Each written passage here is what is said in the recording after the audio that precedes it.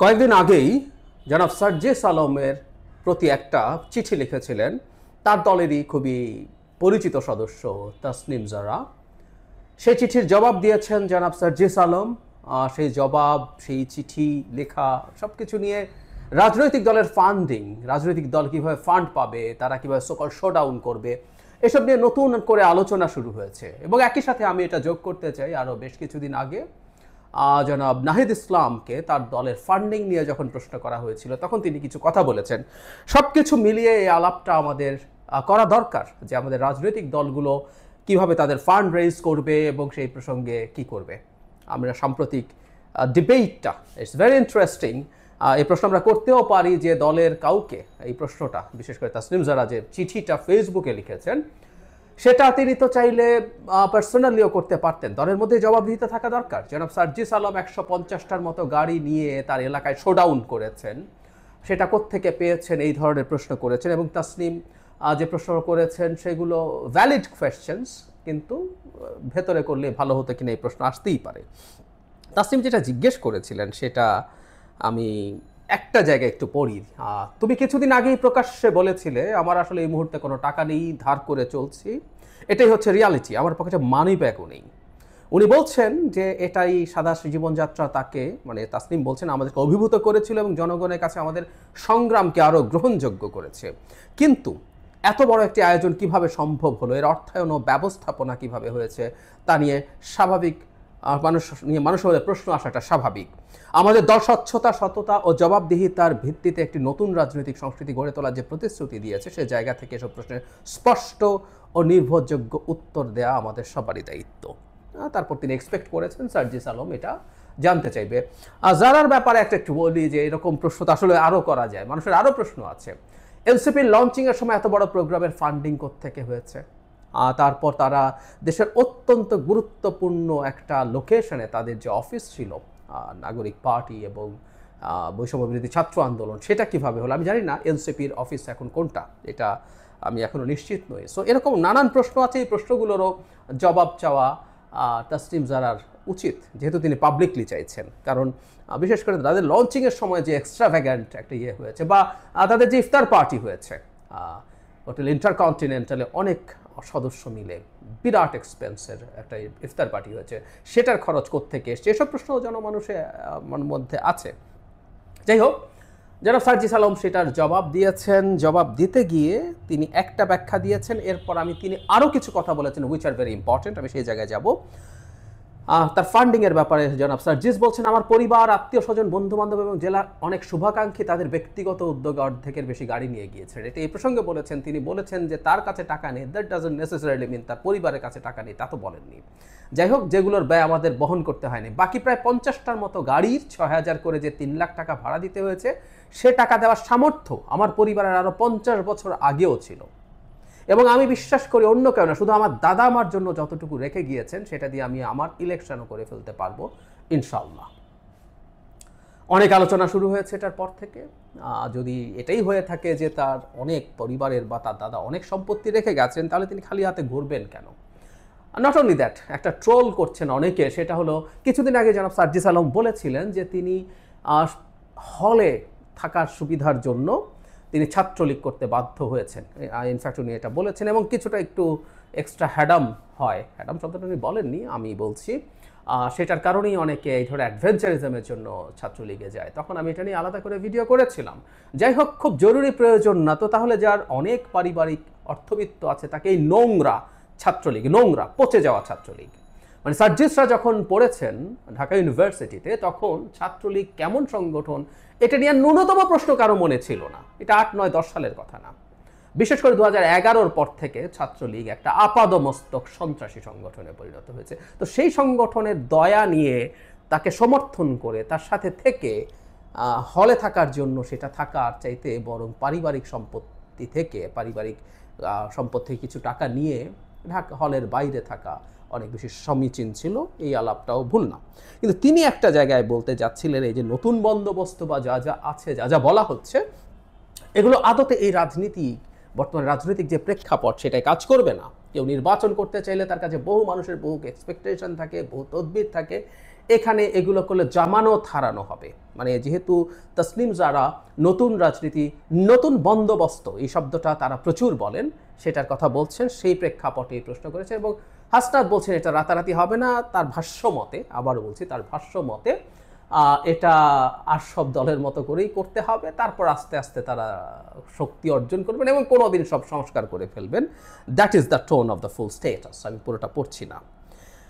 এই প্রসঙ্গে আমি একটু পেছনে ফিরে যাব এবং এই প্রশ্ন আমরা করব নাগরিক পার্টি বা এনসিপিকে বা তাদের অন্যান্য সদস্যদেরকে জনগণ করলে কোনো সমস্যা ছিল না, বিভিন্ন প্রতিষ্ঠান, কর্পোরেট প্রতিষ্ঠান কেন ফাইন্যান্স করে?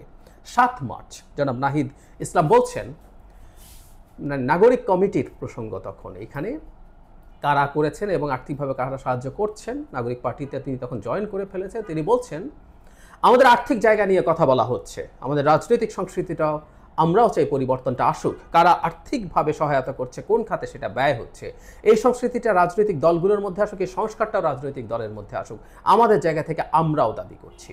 এনসিপির আহ্বায়ক বলেন এককভাবে কোনো সংস্কৃতি কিন্তু আমাদের পক্ষে করা সম্ভব না, আমরা কারা আর্থিকভাবে সহযোগিতা করেছে আমরা যদি তাদের নাম প্রকাশ করি তারা কোনোভাবে ক্ষতির শিকার হবে না, সেই নিশ্চয়তা সরকারের পক্ষ থেকে দিতে হবে। সেই সংস্কৃতি তো বাংলাদেশে এখনো করা যায়নি, কিন্তু আমরা চাই সংস্কৃতিটা হোক, সকল রাজনৈতিক দলে সেই সংস্কৃতি গ্রহণ করুক। খুব মেজর কতগুলো ভুল করেছেন জনাব নাহিদ তার এই বক্তব্যের মাধ্যমে। আমরা জনাব সার্জিস যেটা বলছেন সেটা যদি বাস্তবতা হয় তাহলে আসলে নতুন বন্দোবস্তের আলাপ একটু আপনারা বন্ধ করুন, এটা বলেই আসলে তারা তাদের জন্য এই প্রত্যাশার জায়গাটা তৈরি করছেন। জনাব নাহিদ বলছেন সবাই যদি চর্চা না করে তাহলে তাদের পক্ষে চর্চা করা সম্ভব না। খুবই বাজে কথা, এটা খুবই ভুল কথা। একটা দল পায়োনিয়ার হতে পারে, সে পথ দেখাতে পারে, তার পক্ষে পথ দেখানো সম্ভব তার যদি সেই ক্যাপাবিলিটি এবং সদিচ্ছা থাকে। আসলে ওনাদের সদিচ্ছা নেই, তারা নতুন বন্দোবস্ত আওয়াজ তুলছেন, কিন্তু এনসিপি আদতে একটা টিপিক্যাল আমাদের দেশে বিএনপি আওয়ামী লীগ যেমন পার্টি সেরকম পার্টি, এর বাইরে কিছু না, একদম সোজা সাপটা কথা। কারণ আর কেউ করছে না বলে আমি করব না, is it a logic? So আর সবাই নানান রকম অনিয়ম দুর্নীতির সাথে যদি জড়িয়ে যায় আমিও করবো। জনাব হাসনাতের বক্তব্যের মধ্যেও, জনাব সার্জিসের বক্তব্যের মধ্যেও একই ধরনের কথাই তো আছে, অন্যরা করছে না সো আমি যদি না করি তাহলে আমি পিছিয়ে পড়বো। So where is the difference? কোনো ডিফারেন্সের কোনো জায়গা নাই, কোনো জায়গা নাই। একটা পার্টি এসছে, সে তা করে দেখাতে পারতো, ইয়াস আমি এখান থেকে ফান্ড পেয়েছি, আমি এটা করেছি, এভাবে করেছি, এভাবে খরচ করেছি। অন্যদের উপরে যদি ছেড়ে সংস্কৃতি পরিবর্তনের অপেক্ষাই করতে হয়, খুলে আমি করব, তাহলে এনসিপি কিভাবে এই সংস্কৃতি পরিবর্তনের আলাপ সামনে আনে, কিভাবে নতুন বন্দোবস্তের কথা বলে? সব রেটরিক। আসলে দিনের শেষে এটা প্রকাশিত, আসলে তাদের বলে ফেলা উচিত তারা আমাদের টিপিক্যাল রাজনৈতিক দলগুলোর মতোই একটা রাজনৈতিক দল, দেন ইটস ফাইন। তখন আর তাদের এই ঝুঁকিটা আর থাকবে না। এই নতুন বন্দোবস্ত জনিত যে প্রশ্ন করছেন, তাসনিম জারা প্রশ্নটা কেন করেছেন? কারণ তিনি জানেন, তিনি দেখেছেন যে এটাই তারা সেল করার চেষ্টা করছেন। যদি সেটা করে থাকেন তাহলে তো আসলে এই আচরণ তার সাথে ম্যাচ করে না, ইজন্ট ইট? এখন আরেকটা প্রশ্ন আছে, এনসিপিকে কারা ফান্ডিং করছে? জনাব নাহিদের একটা প্রশ্ন, একটা জবাবে উনি বলছেন সরকার তাদের কোনো ক্ষতি করবে না তার নিশ্চয়তা কি? Very interesting. মানে তাদেরকে সাহায্য করে সরকার তাদেরকে ক্ষতি করবে? কেন ক্ষতি করবে? কেন ক্ষতি করবে? এই সরকার ক্ষতি করবে? কোন সরকার? নাকি উনি ভবিষ্যতের কোনো সরকারের কথা বলছেন? আরও আমরা যদি প্রশ্ন করি, আমরা তো আসলে প্রায় বলি যে আমরা এই দেশে বাস করি, এই সমাজে বাস করি, বছরের পর বছর খুব গভীরভাবে রাজনীতির নানান ইস্যু ফলো করার চেষ্টা করি। সো আমরা অনেক কিছু জানি, অনেক জায়গায় আমাদের কানেকশনস আছে। দেশের খুব বিখ্যাত বড় বড় কর্পোরেট প্রতিষ্ঠান, শেখ হাসিনার অলিগার্ক প্রতিষ্ঠানরাও এই পার্টিকে ফাইন্যান্স করছে। শুধু পার্টি না, এই পার্টি গঠিত হওয়ার আগে নাগরিক কমিটি যখন ছিল, বৈষম্য বিরোধী ছাত্র আন্দোলন, এদের সবাইকে ফাইন্যান্স করেছে। আমরা যদি প্রশ্ন করি এই ফাইন্যান্স কেন করছেন? আমাদের দেশের ব্যবসায়ীরা, সোকল্ড বলি কারণ আমাদের দেশে আসলে জেনুইন ব্যবসায়ী এখনো গড়ে ওঠেনি। বেশিরভাগ ক্ষেত্রেই, হাতে গোনা দু একটা ব্যতিক্রমের বাইরে, বেশিরভাগই আসলে ব্যবসার নামে নানান রকম অনিয়ম করেন, ব্যাংক লোন নিয়ে ঝামেলা করেন, তারা তাদের ভ্যাট ট্যাক্স ফাঁকি দেন, এরকম নানান রকম অনিয়মের সাথে তারা জড়িত থাকেন। ফলে তারা রাজনৈতিক দলগুলোকে টাকা দেন মূলত দুটো কারণে। একটা হচ্ছে তার ব্যবসার অনিয়ম জনিত যাতে সমস্যা না হয়, আরেকটা হচ্ছে ক্ষমতাসীনদের কাছ থেকে তারা বা রাজনৈতিক দলের কাছ থেকে তারা, যা তার দল ক্ষমতায় থাকলে তাহলে তারা সেটা থেকে বেনিফিট পাবেন, নানান রকম সুবিধা নেওয়ার চেষ্টা করবেন। নানান রকম ব্যবসা সরকারের থাকে, নানান রকম ব্যবসা তারা নেওয়ার চেষ্টা করবেন, তাদের পক্ষে কোনো পলিসি তৈরির চেষ্টা করবেন, এগুলো হচ্ছে কারণ। এখন এনসিপিকে কেন টাকা দিচ্ছে, এমনকি শেখ হাসিনার অলিগার্করা, আমি নাম বলছি না, আপনারা খোঁজ নিলেই জানতে পারবেন কেন দিচ্ছে। এবং এনসিপিও সেটা নিচ্ছে। আচ্ছা, ব্যবসায়ীরা কি মনে করেন যে এনসিপি আগামী নির্বাচনে ক্ষমতায় আসবে বা তার পরের নির্বাচনে ক্ষমতায় আসবে? ক্ষমতা আসা দূরে থাকুক, তারা কি খুব সিগনিফিক্যান্ট আসনে জিতবে এটাও কি তারা মনে করেন? এই লোকগুলো বেশিরভাগই খুবই ধান্দাবাজ ধরনের লোক। এই দেশে কে জিতবে, কার কোথায় কদ্দূর ক্ষমতা আছে, হ্যাডাম আছে, তারা খুব ভালো বোঝে। তারা এটা মনে করার কোনো কারণ নেই এনসিপি অদূর ভবিষ্যতেও ক্ষমতায় আসবে, এবার বা তার পরের বারও না। তাহলে তারা তাদেরকে ফাইন্যান্স করছেন, ফান্ড দিচ্ছেন কেন? বাকি একটা অপশন বাকি থাকে। তাহলে কি তারা ধরে নিচ্ছেন এনসিপি ক্ষমতায় আছে? এনসিপি ক্ষমতাসীন সরকারের একটা এক্সটেনশন, এই পারসেপশন তো আছে ইন দ্য সোসাইটি। তাহলে তারা এতদিন যে পাপ করেছেন সেই পাপ মুক্তির জন্য তারা এনসিপিকে ফান্ড করছেন, সো দ্যাট সরকার তাদের প্রতি সহনীয় থাকে, সফট থাকে। একটা কারণ তো আছে। আমি মানে কোনো ব্যবসায়ী, বাংলাদেশে তো আবারও বলছি কোনো ব্যবসায়ী নাই, বেশিরভাগই যারা তাদেরকে টাকা দিচ্ছে এরা মূলত ব্যবসায়ী না, বেশিরভাগই ব্যবসা করেন কিন্তু নানান অনিয়মের মাধ্যমে তার চেয়ে আরও অনেক বেশি টাকা তারা উপার্জন করেন, তারা আরও বেশি টাকা নেন ব্যবসার মাধ্যমের বাইরে থেকে। সো ওই মানুষগুলো আসলে এক ধরনের ইনভেস্টমেন্ট হিসাবে রাজনৈতিক দলগুলোকে টাকা দেন। বুঝে বললাম, তার অবৈধ কাজে চাপ না আসা, চাপ কম আসা এবং কিছু ব্যবসা আরও বাড়াতে পারা, ব্যবসা পাওয়া, তার অনুকূলে নানান কিছু সুবিধা পাওয়া, এসব লোন পাচ্ছেন না, লোন পাওয়ার জন্য তদবির করা, নতুন একটা ব্যবসা করছেন, কোনো একটা ব্যাপারে ট্যারিফ বাড়ানো কমানো যদি বাজেটে করা যায় সেটা তার ব্যবসাকে সাফল্য দেয়, ট্যাক্স হলিডে করা, নানান রকম কারণে ক্ষমতার সাথে তারা থাকতে চান।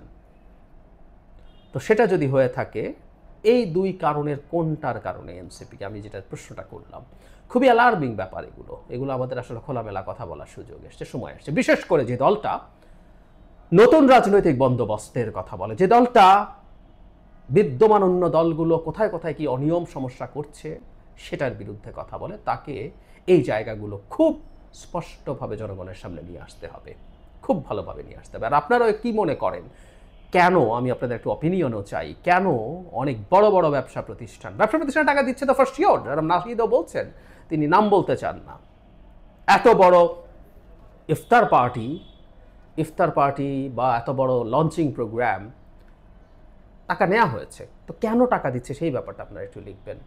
কেউ কেউ বলবেন বিএনপিও তো বিরাট বিরাট জায়গায় সব বিরাট বিরাট পার্টি করে বেড়াচ্ছে, একমত। আমি যে শুরুতে একটা কথা বলেছি, এনসিপিকে এই প্রশ্ন করি কারণ এনসিপি বিএনপি আওয়ামী লীগ হবে না বলে জনগণকে বলছে। এনসিপি যদি বলে তারা ওইরকমই একটা পার্টি, আমি আর কোনোদিন এই প্রশ্ন আসলে করব না, কোনো প্রশ্ন করব না। যেহেতু তারা বলছেন, যেহেতু তারা আমাদের সাথে এই ব্যাপারে এইভাবেই কানেক্ট করছেন, আমি কেজরিওয়ালকে দিয়ে এই জিনিসটা নিয়ে বিস্তারিতভাবে কথা বলেছি, তাই সেই কারণেই তাদেরকে এই প্রশ্নটা করতে হবে। এবং তাসনিম জারাও এই রকম একটা প্রতিশ্রুতির কারণেই আসলে তার বাইরের ক্যারিয়ার ছেড়ে দেশে এসেছেন রাজনীতি করতে, অন্তত আমি যতদূর বাইরে থেকে বুঝি। তো এই প্রশ্নগুলোর জবাব লাগবে তো।